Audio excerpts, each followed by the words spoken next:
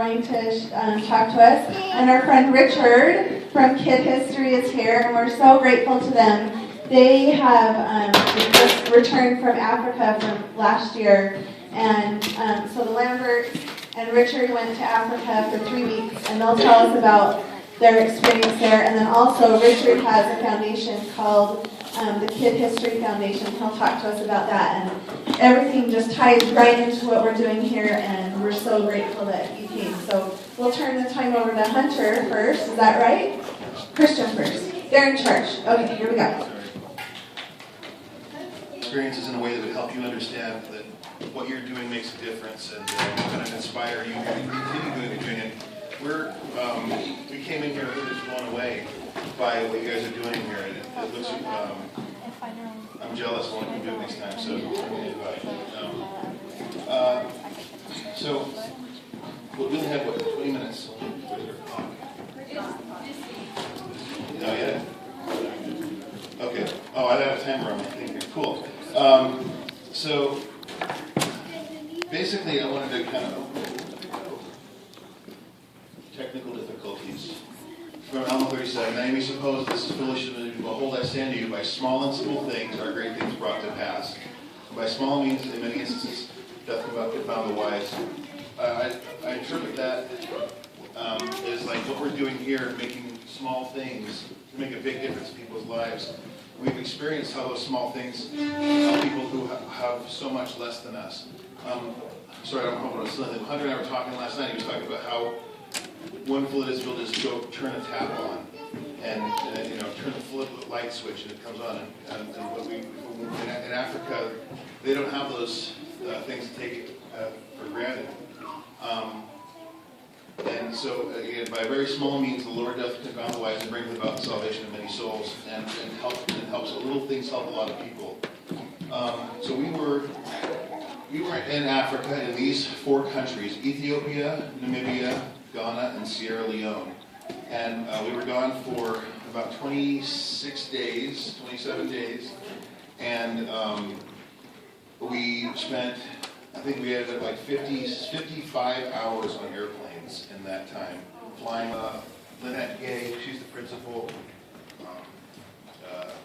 of the nonprofit, and they have non-governmental organizations in all those countries, and are able to make a big difference by doing small things. This group of people here, this people with the nets, they were fishing. They're fishermen. Prior to having this net, they would use regular fish line, to try to catch fish, and they were getting something like 15 fish a day, and then they were able to get a loan for approximately $50 US was the loan they got, and they pay this loan back by getting up to 50 fish at a time with the new net. So they're able to, just what to us seemed like a very small amount of money, created a great business for these gentlemen who are now able to, be more self-sufficient and self-reliant. That right there is a drum I got from Ghana. Pretty cool. It does work. And this thing here, get it off maybe. Okay. Yeah. This one little shirt came from Ghana too, and this one is pretty cool because the organization that we were there with, they gave the guy one of those loans, and he started a sewing business, I guess, and he made a shirt. So, pretty cool. It's proof that it's working, I guess. Let's see here. Going to Africa, it really taught me quite a few things, and it opened my eyes to a lot of other things too.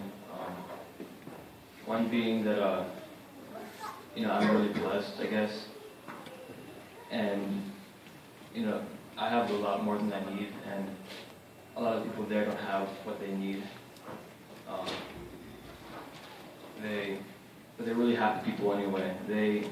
If you ever meet someone from Africa, they're just really good, happy people, and I guess, they don't have a lot of stuff all the time, but they they still get by, and they're really kind, like, and that really taught me that I should be a little bit more thankful for what I have. New things, and like handmade and everything. But they would go out into the water, and they would, you know, grab their net and their lines and stuff, and pull them back. But they were like hippos. You know what hippos do. They're in that river with them, and crocodiles too, probably. So they're risking their lives every single time they go out there to get that. And I think the net made it a little bit easier. They didn't have to do as many runs a day. Probably they could get more fish faster. And kind of reminds me of the old saying: if you give a man a fish, feed him for a day. If you teach him how to fish, you feed him for a life. I guess. And really what we're doing here is we're inspiring people. You're inspiring people every time you do this.